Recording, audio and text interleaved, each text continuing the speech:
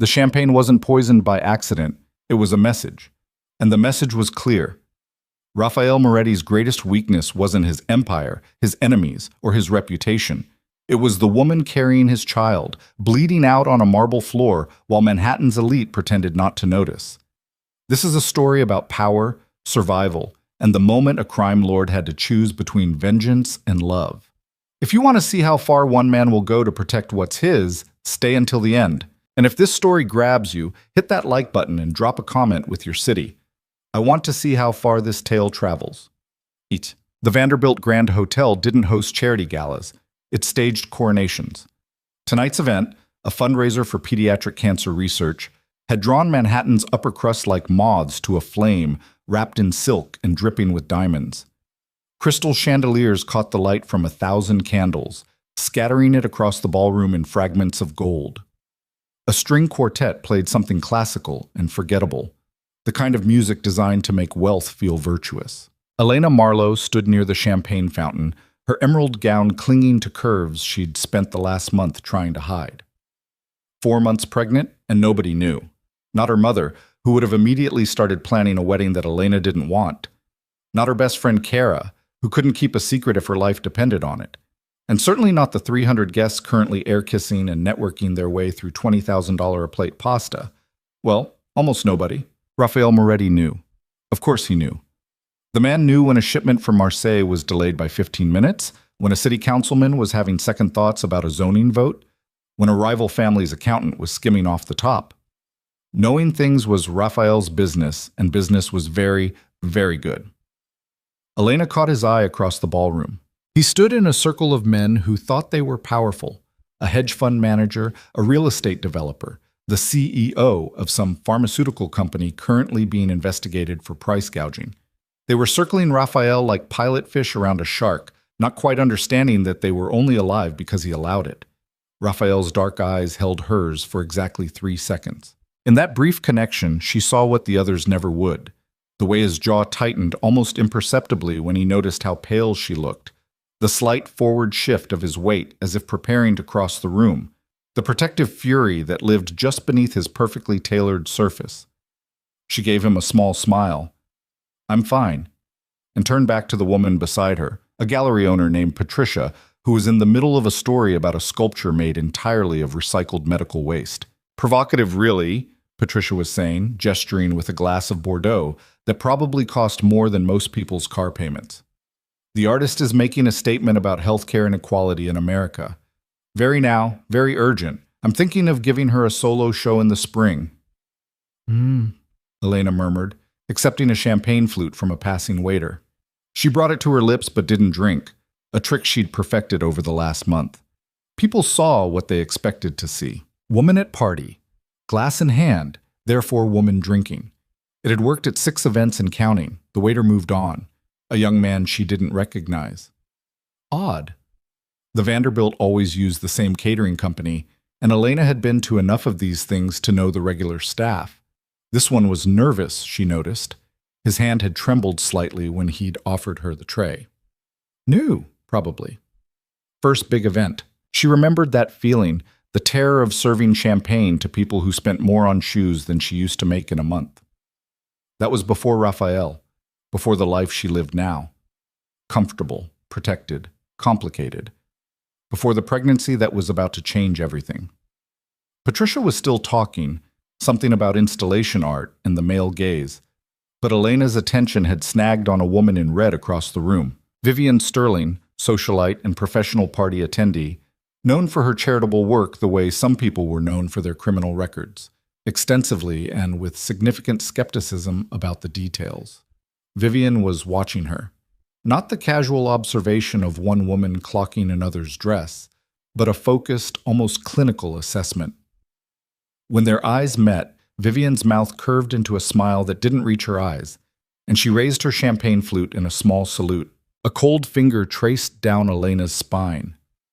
"You look pale, darling," Patricia said, her tone shifting from art speak to genuine concern. "Are you feeling all right?" "Just tired," Elena replied, the lie coming easily. "I've been working late on a project." That much was true. She'd been consulting on the restoration of a historic brownstone in Brooklyn Heights, work she loved even if it didn't technically require her attention anymore. Raphael had made it clear she never had to work again, but Elena wasn't built to be idle. The brownstone project gave her something to focus on besides the growing secret in her belly and the impossible conversation she kept postponing. How exactly did you tell a man like Raphael Moretti that you were pregnant? The same man who'd once told her, in a rare moment of vulnerability, that he'd never bring a child into his world. That any son or daughter of his would be a target from birth, leverage for enemies, a weakness he couldn't afford. That conversation had been 8 months ago, before the night of the blackout, before the wine and the candlelight, and the way he'd looked at her like she was the only real thing in a world built on lies. 4 months ago, to be exact. The ballroom tilted slightly. Elena blinked, steadying herself against the high-top table beside her. Patricia was looking at her with concern now, one manicured hand reaching out. "Elena, should I get—" "I'm fine," Elena said quickly. "Really? I just need some air." She started toward the terrace doors, her heels clicking against marble that probably cost more per square foot than most Manhattan apartments. The room felt too hot suddenly, too bright, too full of people with their expensive perfumes and practiced laughs, and her vision tilted again, harder this time. The champagne flute slipped from her fingers, and she watched it fall in slow motion, the crystal catching the light as it tumbled end over end. It hit the marble with a sound like a bell breaking, champagne exploding outward in a starburst of liquid and glass. Elena's knees gave out. She felt herself falling, felt strong hands catch her before she hit the floor, felt the sharp sting in her palm where a shard had sliced through skin. Blood welled up, bright red against the pale pink of her palm, and she watched it with distant fascination as the ballroom spun around her. Somewhere in the chaos of sound, gasps, exclamations, the sudden silence as the string quartet stopped playing, she heard a voice she'd recognize anywhere. "Elena!" Raphael's voice cut through the noise like a blade through silk, sharp and commanding and absolutely terrified. She'd never heard him scared before. Raphael Moretti didn't do scared. He did calculated, controlled, lethally calm. But he was scared now. She tried to tell him she was okay, tried to lift her head, but her body wasn't cooperating. The room kept spinning, and her stomach was churning in a way that had nothing to do with morning sickness and everything to do with the fact that something was very, very wrong. Raphael appeared above her, his face swimming into focus. His hands were on her face, her throat, checking her pulse with the efficiency of someone who'd checked too many pulses to count, most of them while watching the life drain out of people who'd made the mistake of crossing him. "Look at me," he commanded, his voice deadly quiet. "Elena, look at me." She forced her eyes to focus on his face. Dark eyes, sharp cheekbones, the scar along his left temple that he'd gotten in a knife fight when he was 17. She knew every line of that face, every expression, every micro shift that signaled what he was thinking. Right now, he was thinking about murder. "The baby," she whispered, her hand moving instinctively to her stomach. Raphael's eyes went absolutely flat, the expression he wore when he was about to do something that would make men beg for mercy they wouldn't receive. His gaze swept the ballroom, cataloging exits, faces, potential threats with the cold efficiency of a predator selecting prey. When he spoke, his voice carried across the entire room despite being barely above a whisper. It was a voice that made people remember that beneath the tailored suits and the charitable donations and the legitimate business holdings, Raphael Moretti was a man who'd built an empire on broken bones and broken promises. "Nobody leaves." The two words landed like a death sentence. The guests, who'd been murmuring and backing away, froze. Several started to protest. These were people used to getting their way, used to their money and connections opening every door. Raphael didn't even look at them. He pulled out his phone with one hand while keeping the other on Elena's face, his thumb stroking her cheekbone in a gesture so tender it seemed impossible from someone who'd just locked down a room full of Manhattan's elite like prisoners. "Marco," he said into the phone, his eyes never leaving Elena's face, "seal the building. Every exit, every stairwell, every service entrance. Nobody in, nobody out. I want a full guest list, security footage from every camera, and the name of every staff member working tonight. I want it in 5 minutes." He hung up without waiting for confirmation.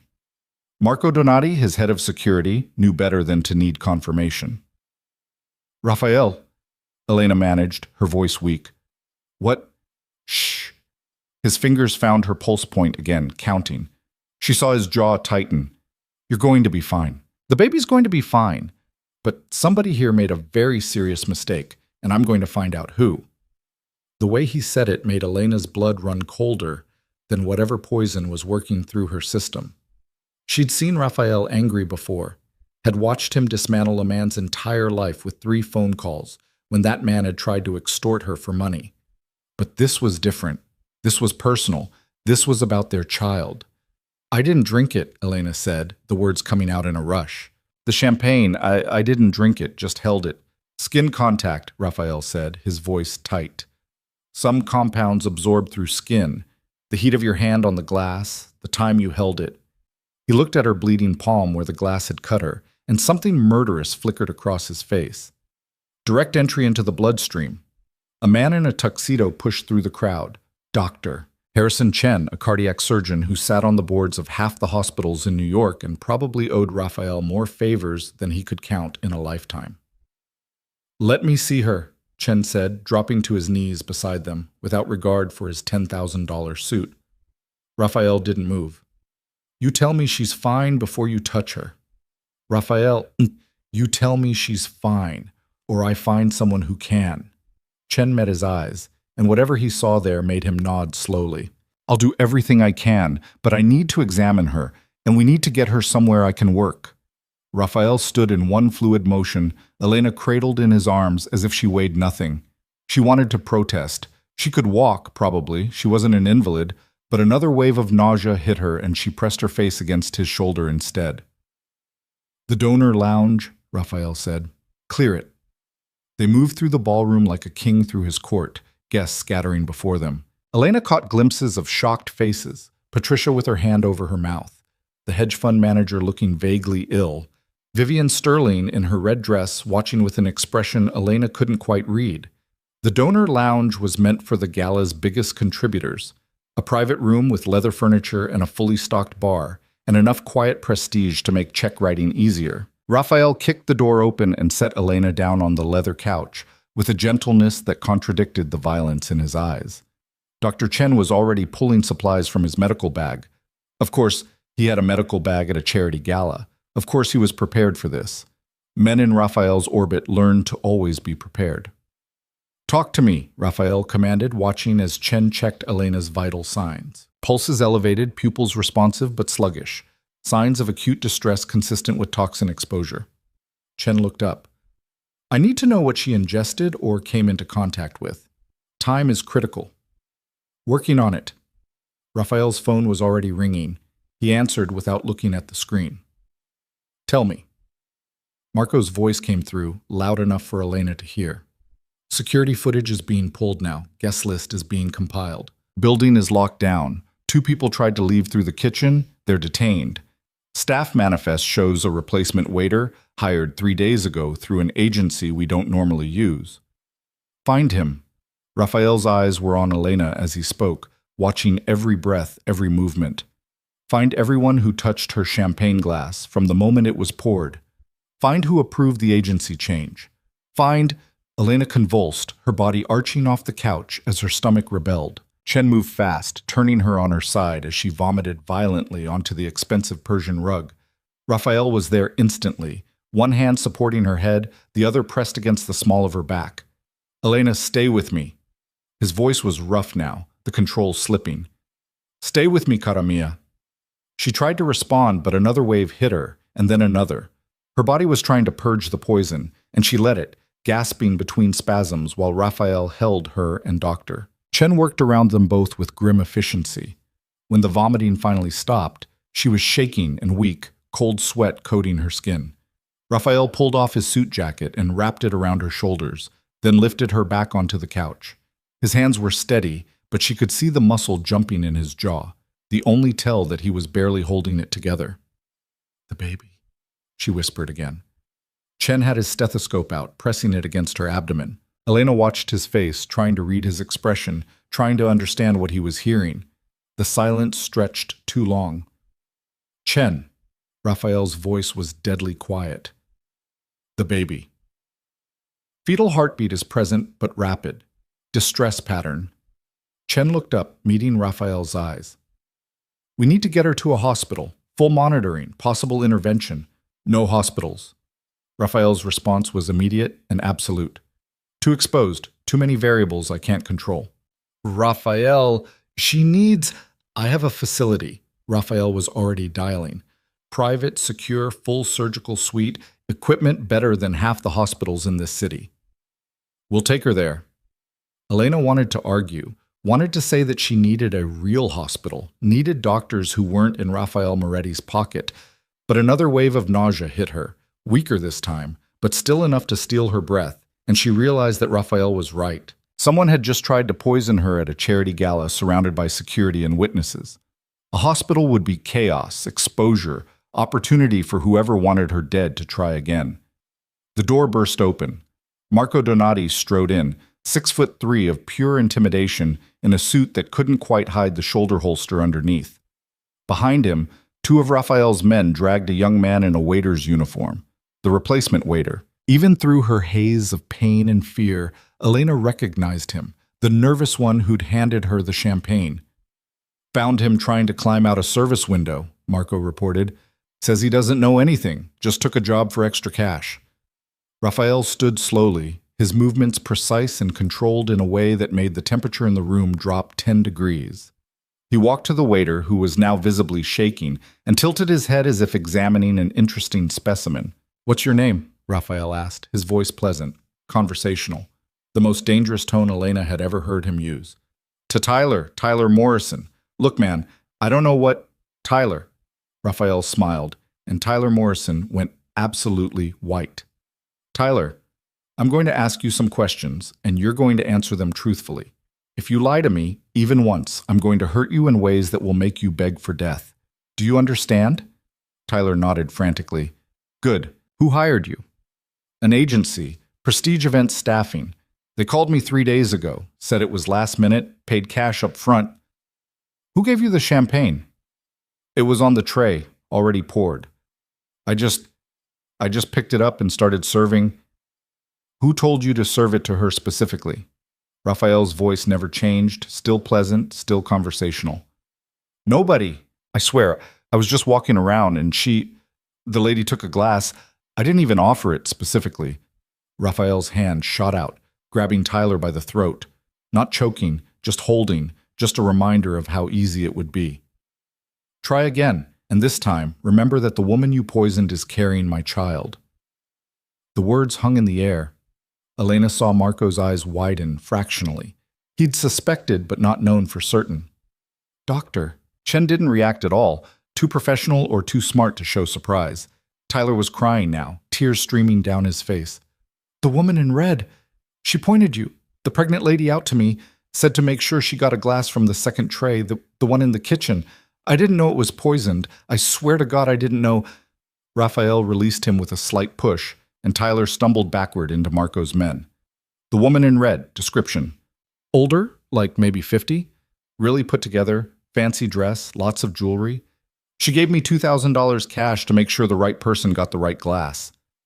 "Vivian Sterling," Elena said from the couch, her voice weak but certain. Raphael turned to look at her, and the expression on his face would have terrified her if it had been directed at her instead of at the woman who'd just tried to kill her and their unborn child. "Marco," Raphael said quietly, "bring me Vivian Sterling, and anyone else who touched that champagne tray, and the event coordinator who approved the staffing agency change. Bring them all here." "Done." Marco pulled out his phone, already giving orders. Raphael returned to Elena's side, his hand finding hers, his thumb tracing careful circles around the cut on her palm where the glass had sliced her. "How are you feeling?" "Like someone tried to poison me." She managed a weak smile. "But better. The vomiting helped, I think." "Doctor." "Chen?" Chen was checking her vitals again, his movements efficient. Blood pressure stabilizing, heart rate decreasing. Whatever she ingested, it appears she didn't absorb a lethal dose. The vomiting likely saved her life. He pressed the stethoscope to her abdomen again, listening. Fetal heart rate is still elevated, but starting to normalize. "I want her under constant monitoring for the next 48 hours minimum." Raphael nodded. The facility is ready. I want you there with her, full team. Raphael. Elena squeezed his hand. What are you going to do? He looked at her, and for a moment the mask slipped, and she saw everything underneath. The fear he'd been controlling, the rage he'd been containing, the absolute determination to destroy anyone who'd threatened his family. I'm going to find out who ordered this, he said simply, and then I'm going to make sure they understand why that was a mistake. The door opened again. This time, Marco's men brought in 3 people, a middle-aged man in a catering manager's uniform, a young woman who Elena recognized as the event coordinator, and Vivian Sterling in her red dress, looking significantly less composed than she had in the ballroom. I demand to know what's going on here, Vivian started, her voice sharp with indignation. You can't just... Sit down. Raphael didn't raise his voice, didn't have to. Vivian sat. The event coordinator was already crying. Mr. Moretti, I don't know what happened, I swear.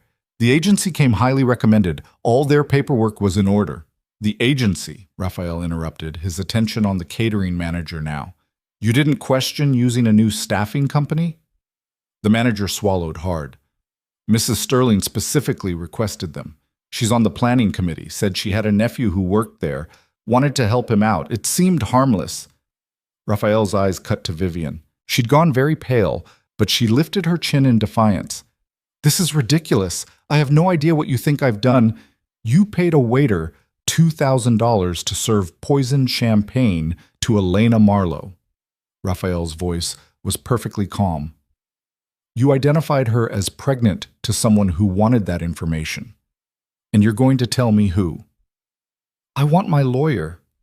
You'll get your lawyer. Raphael pulled out his phone and held it up. On the screen was security footage, clear as day. Vivian speaking to Tyler Morrison in the kitchen, money changing hands, Vivian pointing toward the ballroom. Right after you tell me who you're working for. Right after you tell me who wants my child dead. Vivian's composure cracked. You can't prove... Raphael tapped the screen and the video zoomed in. Even without sound, it was clear what was happening. Vivian had orchestrated this. Vivian had targeted Elena specifically. Last chance, Raphael said softly. Who paid you? The silence stretched. Elena could see Vivian calculating, trying to find a way out, trying to determine if Raphael was bluffing about whatever consequences he was implying. She didn't know him well enough to realize he never bluffed. Caruso, Vivian finally said, the name coming out like a confession. Nico Caruso paid me to confirm Elena's pregnancy and report back. He said he just wanted information. I didn't know he was going to... She stopped, but the damage was done. Nico Caruso, heir to the Caruso crime family, Raphael's primary competition in a dozen different markets, the man who'd been trying to undermine Raphael's operations for the last 2 years with increasing desperation. The man who apparently thought killing Elena and Raphael's unborn child would give him an advantage. Raphael went very, very still. It was the stillness of a predator before the strike, and everyone in the room felt it. Even Dr. Chen stepped back slightly, medical professionalism giving way to survival instinct. Where is he? Raphael asked, his voice barely above a whisper. I don't know. I swear I don't know. Vivian was backing away now, stumbling over her own feet. He contacts me. I don't contact him. Marco. Raphael didn't look away from Vivian. Find Nico Caruso. Find every Caruso lieutenant, every associate, every business front. I want locations. I want schedules. I want to know where they eat breakfast and what time they take a shit. I want everything. On it. Marco was already on his phone, his voice low and urgent as he gave rapid-fire orders. Elena felt another wave of pain roll through her abdomen, different this time, sharper, more localized. She gasped, her hand pressing against her stomach, and Raphael was beside her in an instant. Elena? Something's wrong, she managed. Raphael, something's... Dr. Chen pushed past Raphael, his hands on her abdomen, his face grim. We're out of time. She's bleeding internally. We need to move now, or we're going to lose them both. Raphael scooped her up again, and Elena could feel the tremor in his hands that he was trying to control. Chen, you ride with us. Marco, handle this. I want answers by the time I'm done saving my family. Boss, Marco started. Handle it. Raphael was already moving toward the door, Elena in his arms, Chen trailing behind. I don't care what you have to do. I want Nico Caruso, and I want him alive. I have questions only he can answer. They moved through the ballroom, and Elena was dimly aware of the frozen guests, the shocked faces, the way people scattered like leaves before a storm. Raphael didn't look at any of them. His entire focus was on her, on the child she carried, on getting them somewhere safe. In the private elevator reserved for VIPs, Elena felt her vision starting to blur again. She could hear Raphael talking to her, demanding she stay awake, stay with him, but his voice seemed to be coming from very far away.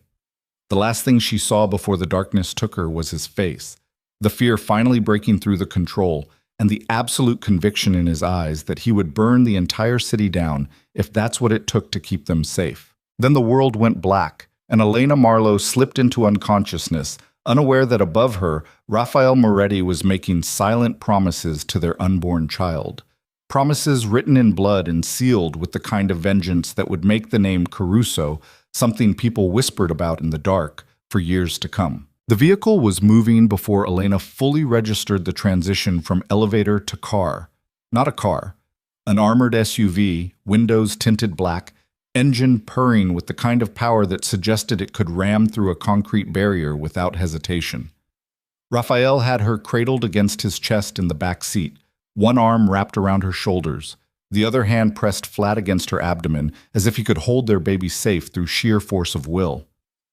Doctor. Chen sat across from them, a portable monitor already strapped to Elena's arm, leads attached to her chest beneath Raphael's jacket that still draped over her shoulders. The numbers on the screen meant nothing to Elena, but she watched Chen's face and saw the concern he was trying to hide. Talk to me, Raphael said, his voice tight. Blood pressure is dropping, heart rate elevated but steady.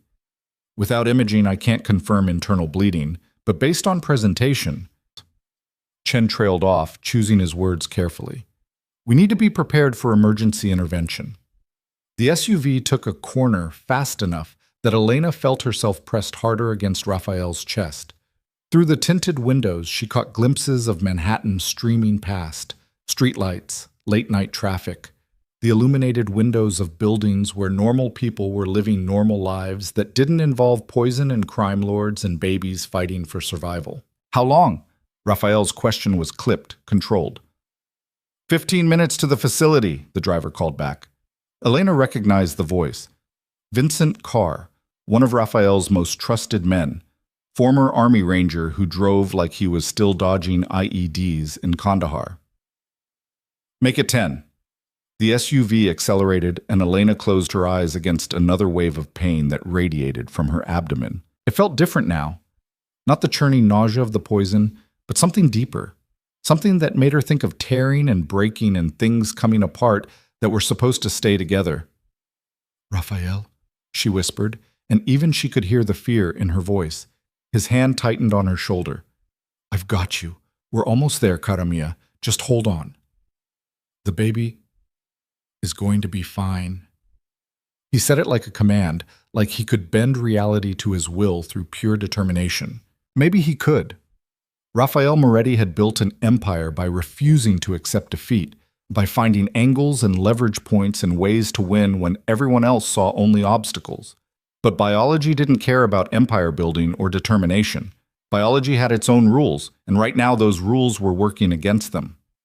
Elena forced her eyes open, focusing on Raphael's face. In the dim light of the SUV's interior, she could see the muscle jumping in his jaw, the way his eyes kept flicking to the monitor, the absolute control he was exerting over himself. She'd seen him angry before, had watched him dismantle opponents with cold precision, but she'd never seen him like this, balanced on a razor's edge between control and chaos, held together by nothing but sheer will and the need to be strong for her. Tell me about the facility, she said, needing to hear his voice, needing the distraction from the pain.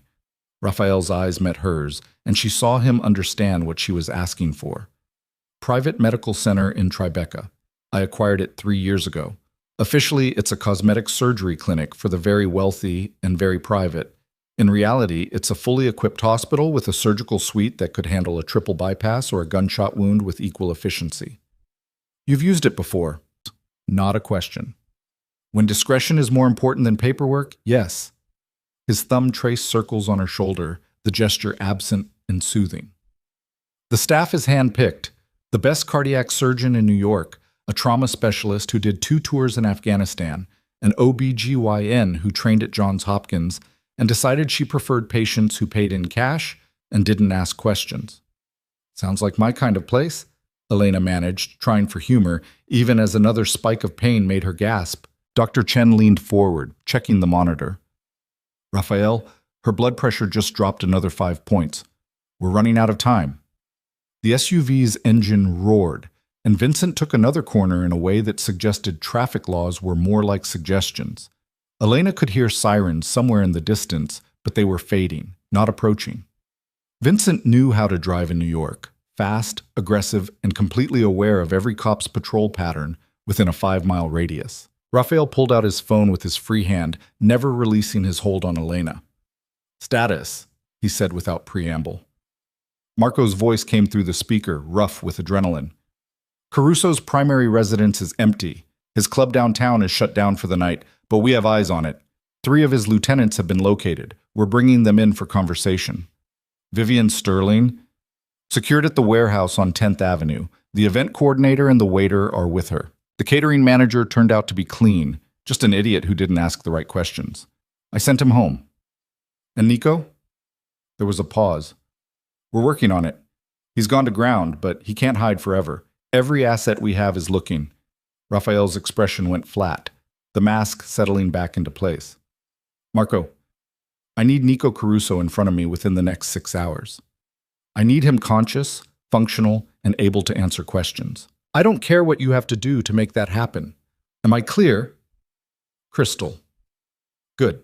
Keep me updated." Raphael ended the call and returned his full attention to Elena. "We're 2 minutes out." Elena nodded, not trusting her voice. The pain was constant now, a deep ache that felt like something fundamental was wrong, like her body was betraying the tiny life it was supposed to protect. She thought about the moment she'd realized she was pregnant, the positive test, the shock, the complicated tangle of fear and joy and absolute terror about what it meant. She'd known from the start that raising a child with Raphael Moretti would be dangerous, had understood intellectually that any son or daughter of his would live under constant threat, would grow up in a world where bodyguards and security protocols were as normal as playdates and soccer practice. But intellectual understanding was different from this, from actually feeling that danger, from having someone try to end her baby's life before it had even begun, from understanding that there were people who would kill an innocent child just to hurt Raphael, to gain leverage, to shift the balance of power in a world Elena had never wanted to be part of. The SUV pulled into an underground garage, the door rolling shut behind them before Vincent even cut the engine. Fluorescent lights flickered on, revealing a parking area that held 3 other vehicles, all expensive, all armored, all bearing the subtle modifications that suggested they were designed for situations where traffic laws and conventional escape routes weren't options. Raphael had the door open before the SUV fully stopped, lifting Elena with the same careful intensity he'd maintained since the ballroom. A team was waiting, 2 men in tactical gear who moved to flank them, and a woman in scrubs who Elena assumed was the OB/GYN Raphael had mentioned. "Dr. Sarah Reeves," the woman said briskly, falling into step beside them as they moved toward an elevator. "I've been briefed on the situation. Suspected poisoning, approximately 4 months gestation, presenting with abdominal pain and possible internal bleeding." "Can you save them?" Raphael's question was blunt, direct. "Doctor." Reeves met his eyes without flinching. "I'm going to do everything I can, but I need you to understand that at 4 months, if we're forced to deliver, the survival rate is extremely low. Almost 0, in fact. Then we don't deliver." "Raphael." Dr. Reeves stopped walking, forcing him to stop as well. "If Elena is bleeding internally, if the placenta has separated or there's been significant trauma, we may not have a choice. I can try to save the pregnancy, but my first priority has to be saving your wife." "She's not my wife," Raphael said automatically, then seemed to hear himself. His jaw tightened. "But you're right. Save Elena, whatever it takes." The elevator opened directly into what looked like a high-end medical suite, gleaming equipment, monitors, a surgical theater visible through glass walls. The decor was more luxury hotel than hospital, all warm woods and soft lighting, but the medical technology was cutting edge and deadly serious. Raphael placed Elena on a hospital bed with infinite gentleness, his hands lingering on her shoulders as if he couldn't quite bring himself to let go. Dr. Reeves was already moving, pulling on gloves, snapping orders to a nurse who appeared from a side room. "I need ultrasound, full blood panel, and get me 4 units on standby just in case," Reeves said. "Dr. Chen, what toxin are we dealing with?" Chen was pulling off his jacket, rolling up his sleeves. "Unknown. Symptoms presented as acute poisoning, nausea, vomiting, altered mental status, tachycardia. She purged most of it, which likely prevented a lethal dose. But we need to identify it to counter any ongoing effects. Blood work will help." Reeves was positioning the ultrasound wand, her eyes on the monitor. "Elena, this is going to be cold." The gel was indeed cold, shocking against Elena's skin.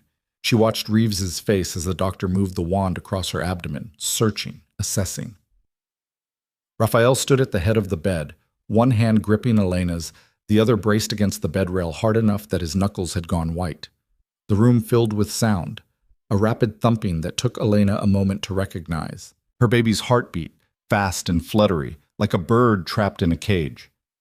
"Fetal heart rate is 180, Reeves said, her voice professionally neutral. "Elevated, but within survivable range. Let me check for bleeding." The seconds stretched into hours. Elena could feel Raphael's tension through his hand, could sense the barely controlled fear radiating off him in waves. This was a man who controlled everything in his world through force of will and careful strategy, and right now he was completely powerless. "No visible placental abruption," Reeves said finally, and Elena felt Raphael's grip loosen fractionally. "No obvious hemorrhaging. The cramping you're feeling is likely uterine irritation from the toxin, possibly early contractions, but I'm not seeing active labor." "So the baby's okay?" Elena asked, her voice small. "The baby is stressed but stable. You, however, are another story." Reeves moved the wand higher, her frown deepening. "You have fluid accumulating in your peritoneal cavity. Not a lot, but enough to concern me. Could be from the toxin causing vascular permeability, could be minor internal bleeding we can't visualize yet. Either way, I want you on complete bed rest with continuous monitoring." "For how long?" "Until I'm confident you're both out of danger. Minimum 48 hours, possibly longer." Raphael's phone buzzed. He glanced at it, then back at Elena. "I need to take this." "Go," Elena said, even though every part of her wanted him to stay. "I'm okay. Dr. Reeves has me."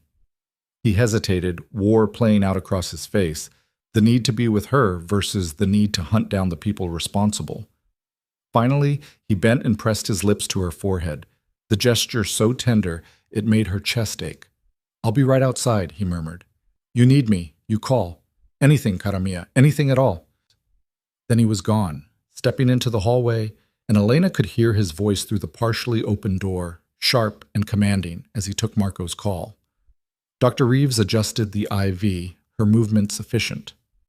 "He's terrified," she observed quietly. "Raphael doesn't do terrified."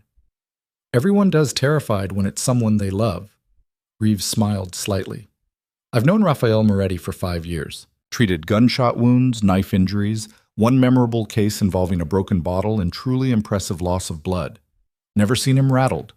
But you've got him completely undone." Elena didn't know what to say to that. She and Raphael had never defined what they were to each other. Lovers, yes, but beyond that? They danced around the question for months, both of them too scared or too practical to put words to the thing that had grown between them. "The pregnancy was unplanned," Elena heard herself say. "The best ones usually are." Reeves was adjusting monitors now, her attention split between Elena and the screens showing vital signs. "For what it's worth, I think you're going to be fine. The baby, too. Whatever toxin was used, you didn't absorb enough for a lethal dose, and your body is handling it. But the stress, the trauma, that we need to manage carefully." From the hallway, Elena could hear Raphael's voice rising, not quite shouting, but close. The kind of cold fury that was somehow more frightening than rage. "I don't care if you have to tear apart every building in Lower Manhattan. Find him. Find Nico Caruso and bring him to me. A pause, then. No, Marco. Not dead. I want him alive. I want him conscious. I want him to understand exactly what he's done and exactly what it's going to cost him. Another pause. Do it! And Marco? Anyone who gets in your way, anyone who tries to protect him, anyone who even thinks about warning him, they made their choice. Handle them accordingly. Elena closed her eyes, trying not to think about what handle them accordingly meant in Raphael's world. Trying not to imagine the violence that was being unleashed right now across the city, all because someone had tried to hurt her and their baby. You knew what he was when you fell for him, Reeves said quietly, as if reading her thoughts. I did, Elena admitted. Doesn't make it easier. Nothing about loving dangerous men is easy. Reeves checked the monitor one more time, then patted Elena's shoulder. Get some rest. I'll be back in an hour to check on you both. Rest seemed impossible, but exhaustion was pulling at Elena like a riptide. The adrenaline was fading, leaving her wrung out and shaky. She could still hear Raphael in the hallway, giving orders, coordinating the hunt, orchestrating what was probably going to be a bloodbath before sunrise. She must have dozed, because the next thing she knew, Raphael was beside her again, settled into a chair he'd pulled close to the bed. His hand was wrapped around hers, and his eyes were fixed on the monitor, showing their baby's heartbeat with an intensity that suggested he was memorizing every spike and valley. What time is it? Elena asked, her voice rough with sleep. 3 a.m. Raphael didn't look away from the monitor. How are you feeling? Better. Tired, but better. She squeezed his hand. Did Marco find anything? Nico's gone to ground, but we're closing in. 3 of his lieutenants are currently having very unpleasant conversations at the warehouse. One of them will break. They always do. Elena heard what he wasn't saying. The methods being used to encourage conversation, the line between interrogation and torture that Raphael crossed without hesitation when people he cared about were threatened. Raphael, I need to ask you something. Anything. If you find Nico, what are you going to do to him? Raphael's eyes finally left the monitor, meeting hers. In the low light of the medical suite, his face was all sharp angles and dangerous shadows. I'm going to make him tell me everyone involved in this. Everyone who knew, everyone who helped, everyone who even suspected what was being planned, and didn't warn me. And then I'm going to make sure they understand that touching my family carries consequences. You mean you're going to kill him? Eventually. Raphael's voice was matter-of-fact, as if they were discussing dinner plans. But first, I'm going to make sure he regrets every decision that led him to this moment. I'm going to make an example that ensures nobody else ever thinks about trying this again. Elena should have been horrified, should have argued, should have pleaded for mercy, should have reminded him that revenge wouldn't undo what had happened. Instead, she found herself thinking about the moment she'd collapsed, about the fear that had flooded through her when she'd realized something was wrong with her baby, about the fact that someone had deliberately, calculatedly tried to end her pregnancy simply to hurt Raphael. Good, she said quietly. Raphael's eyebrows rose fractionally. Elena, I mean it. Whoever did this, whoever helped, they tried to kill our baby, Raphael. They tried to kill me. So yes, I want them to regret it. I want them to understand what they've done. Something shifted in Raphael's expression. Surprise, maybe, or recognition. You've never talked like this before. I've never been poisoned while pregnant before. Elena's hand moved to her abdomen, protective. I've never felt this angry before.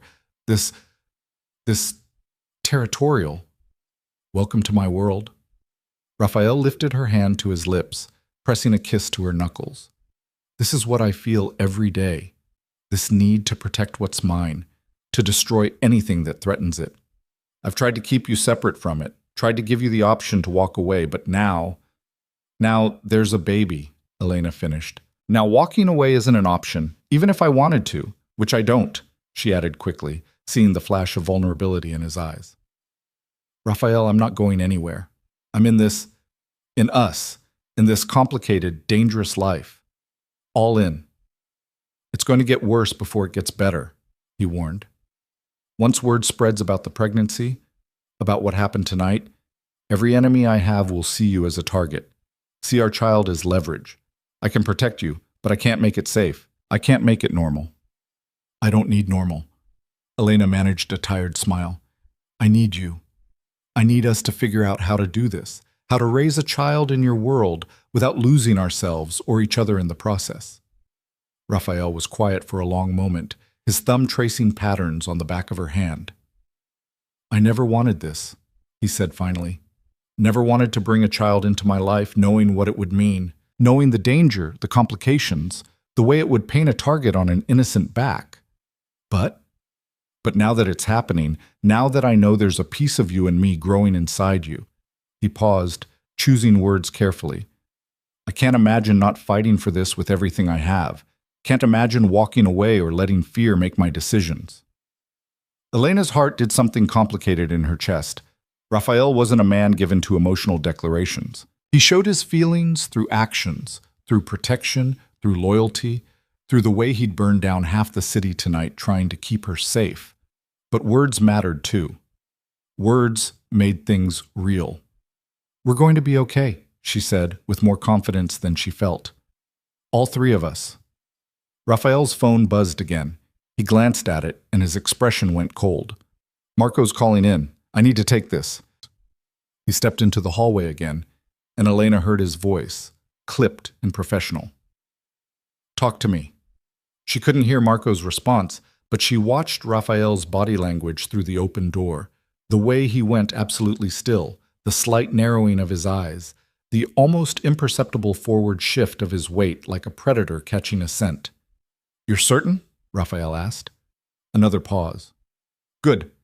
Hold position. I'm coming to you. He ended the call and stepped back into the room. They found Nico. Elena's heart rate spiked, and she saw the monitor reflect it. Numbers jumping, alarms starting to sound before Reeves appeared from the next room and silenced it with a touch. Everything okay? The doctor asked, her eyes moving between Elena and Raphael. Fine, Elena said. False alarm. Reeves looked skeptical but didn't argue. Try to keep your stress levels down. Easier said than done, I know, but for the baby's sake. When she was gone, Raphael returned to Elena's bedside. I need to go handle this. I know. I don't want to leave you. I know that too. Elena reached up, cupping his face in her hand. But you need to finish this. You need to make sure whoever did this can never try again. Dr. Reeves will stay with you. Vincent and 2 others will be stationed outside. Nobody gets in without clearance. Nobody gets close without going through them first. Raphael, I'll be fine. Go do what you need to do. He bent down, pressing his forehead to hers, and Elena felt the tremor run through him, the only outward sign of the war being waged inside him between the need for revenge and the need to stay and protect. I love you, he said, the words so quiet she almost missed them. I've never said it before, never let myself feel it, but I'm saying it now. I love you, Elena Marlowe. I love our baby, and I will burn this entire city to ash before I let anyone threaten you again. Elena's breath caught. Raphael, you don't have to say it back. I just needed you to know, in case... He trailed off. In case what? You think you're not coming back? I think I'm about to do things that might make you look at me differently. Things that might change how you feel about me. Elena pulled him down until their lips met, the kiss fierce and desperate and absolutely certain. I already